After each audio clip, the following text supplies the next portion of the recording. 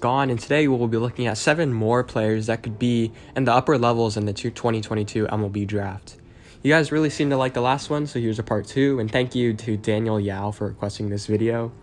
Even though players taken with picks outside of the top 5 aren't viewed as heavily as picks taken in the top 5, they can still be stars in the MLB draft. However, the MLB draft is not as crucial as other drafts, as players drafted do not make an immediate impact, and many of the prospects are unproven, and predicting which prospects are going to make the majors or not is like flipping a coin. However, the top picks are often safer, and the prospects that become superstars in the making, like Bryce Harper, Garrett Cole, and Steven Strasburg, were all top picks. The lack of immediate impact means that the MLB draft is not as covered as other drafts, and many of the casual fans have never even heard of the players that were drafted. This video, along with the previous videos, with hopes that some of the fans learn of the young players in the 2022 MLB draft, so they get to know who they want to get. If y'all would like a part 3 for this, let me know in the comments down below. Before we get on to the video, could you guys please hit the subscribe button? Currently, only 3% of people who watch my videos are subscribed, so if y'all do, not only would it help me grow my channel, but I'd also very much appreciate it. And without further ado, let's get on to the video.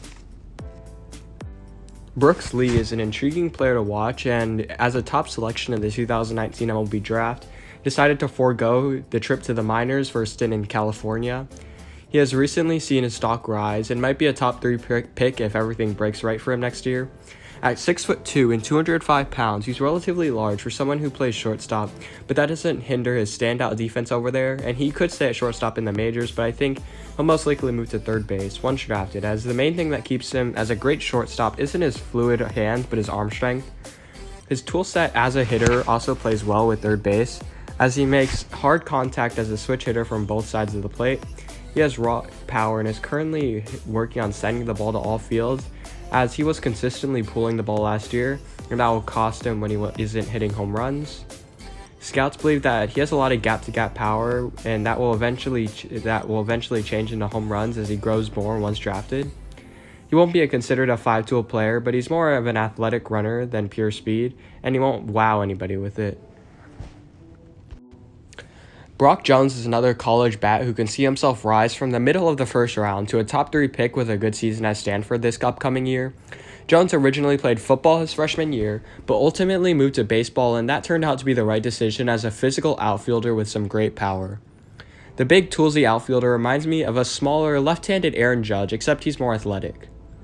2021 was Brock's first year in which he focused only on baseball, and he excelled, hitting .311 with 18 home runs, along with showing off his athleticism by stealing 13 bases. He has a ton of poolside power, but does a great job at spraying the ball to all fields, and more specifically to the left center field gap, where he can get doubles and triples. His strength and surprising power play to him, possibly being a Gold Glove outfielder. Even though he's one of your stereotypical strong power hitters, he's more advanced as a hitter and a great fielder.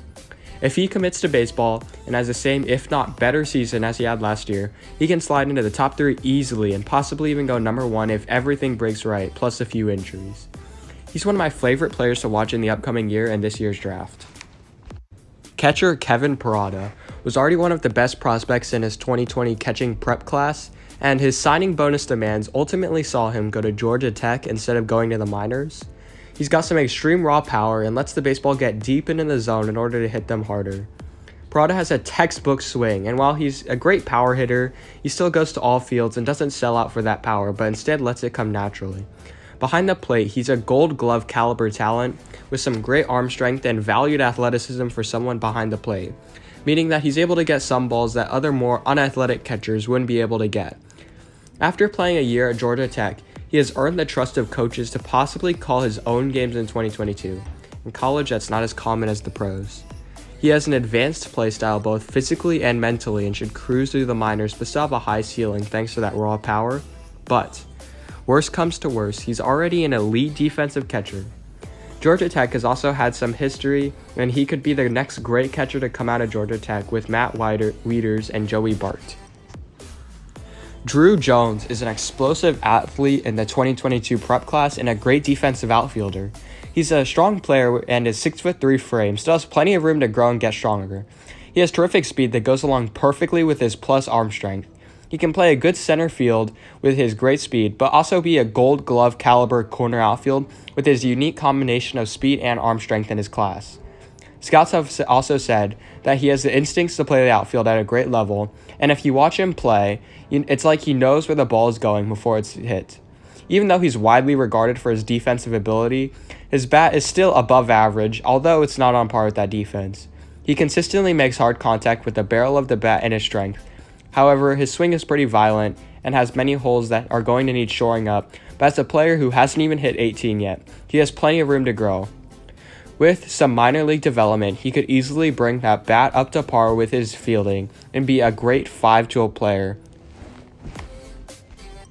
Connor Prielipp, out of Alabama, entered the 2021 season as one of the top 2022 draftees to watch, and while he didn't dazzle with only 7 innings pitched and a Tommy John surgery to boot, he's still one of the top prospects in the 2022 draft, and if he performs well this upcoming 2022 NCAA season, he can see himself back in the top 5 where he was previously.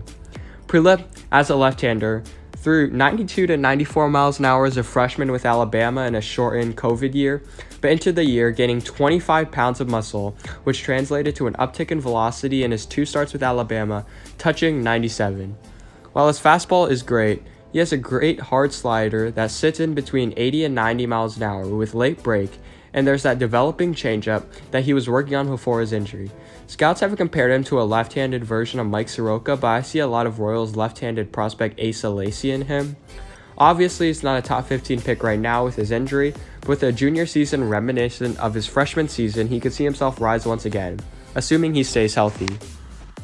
Up next is another left-handed pitcher in Tristan Smith, albeit in a prep role instead of a college role like Connor. He is the top lefty in his 2022 graduating class, and with Prielipp going down, is now probably the top lefty right now in the 2022 MLB draft. He looks like a future power pitcher with his 6'2", 200-pound frame, and with a delivery and pitch repertoire similar to Chris Sale, with that tough angle of release, which leads to tons of swing and misses. His fastball currently sits in the 90 to 94 mile an hour range, but tops out at 96, and he'll probably gain more velocity as he grows into the minors, or at college if he chooses to go there. His main strikeout pitch is a slider, which only sits in the high 70s, but he commands it really well, and he has some elite spin rates on that slider, with some as high as hitting 3,000 rotations per minute. His final pitch is a changeup which sits in the low 80s, which he has a pretty good feel for, but he's going to need more developing on it. Lastly, is another right-handed pitcher in Brock Porter out of Orchard Lake, St. Mary's. He's a big guy with an athletic 6'3" build and uses that long arm to generate his velocity. The main thing that Brock brings to the table is that high velocity. At only 17 years old, his fastball comfortably sat in the high 90s and reached as high as 99. His fastball also has some life to it as well, and it darts around before reaching the plate. While that fastball is the main thing he brings to the table, he's got a pretty good changeup that scouts believe can turn into a plus pitch as it sits in the upper 70s, which provides a great 20 mile an hour difference between them. He also has a slider and changeup that are average at best right now, and he doesn't have the best control over them either. And while there's no doubt that Brock is definitely oozing with potential, he needs to get better command over his pitches, but mainly his slider, and develop those secondary pitches to make himself reach that ceiling that so many scouts see in him. Thank you guys so much for watching. Remember, if you would like to see a part 3, remember to comment down below. And thank you again to Daniel Yao for requesting this video. I probably wouldn't have made another part 2 without that comment, so it definitely works. Just comment down below what you guys would like to see.